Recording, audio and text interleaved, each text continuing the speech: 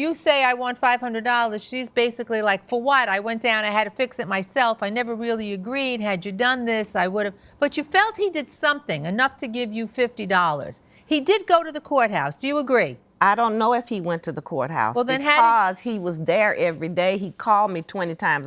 I said, look, I'm at work. You can't talk to me If he's now. calling you, what is he calling you about? Oh, I'm going to do this. I'm going to go. I had to make an appointment. So the day that he was supposed to go to the court, he comes to the post office, and I'm outside fixing a lock, and I say, what you doing? Well, I got to go to my doctor. I got to go to my doctor downtown, and I'm only 15 minutes. Okay, so he's a talker. However, you knew that he had asked you for $500 to both complete the paperwork and file the paperwork. He said at the very beginning, oh, I could do that in 3 days. I'll charge you $500. Right. After that, we didn't discuss money. So when you said okay, you had to say okay because you gave him the paperwork I told to do. him I would like to see your work. We never discussed how I would pay him or anything. But once he brought that paper to me and it was bad, I said, wait a minute.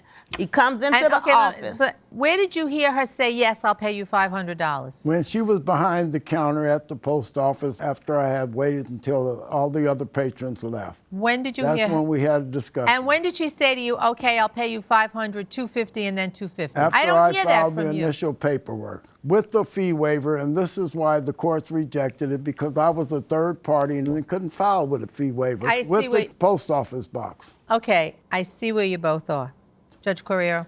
Did you agree to pay the plaintiff $500? At the initial thing, when he said I could do it for $500 and get it done in 3 days, I said, well, bring me your paperwork. The day that he came in, it was in the evening, and he came in and he said, hey, the courts, I can't file this paper because you don't have a street address. Right. I'm at my window, got a customer in front of me, and I told him, hold up. I said, what? When the customer leaves, he says, I can't file it. You need a home address. And he opens my parcel door and he puts it in and he said, I'm done.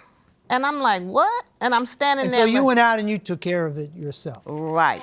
Now, sir, what is your experience that enables you to charge $500 for filling out court forms? Is there anything besides checking boxes that you did to this form? Besides me checking off boxes, I went to the courts to try to file it, and after the courts were not How much time did you spend doing that? The courts are in Compton. I was in Los Angeles at the time. With the freeway traffic going back and forth, I say it was about maybe an hour and 15 to 20 minutes. When I walked out of the courtroom from waiting in line after I made the appointment, I called her and explained to her that the courts would not accept the documents, and I'm done. So you spent some time actually trying to file it. Yes. What is your experience with respect to these kinds of issues? Filing the documents. I have over 10 years of preparing legal documents. Have you filed an unlawful detainer before on behalf Yes, I of the have. client? What is your fee? How do you come to $500? I charge $500. They pay all the filing fees. $500 just the preparation fee and the go file it. I'm 69 years old now. I'm semi-retired. I do little things to make a few dollars.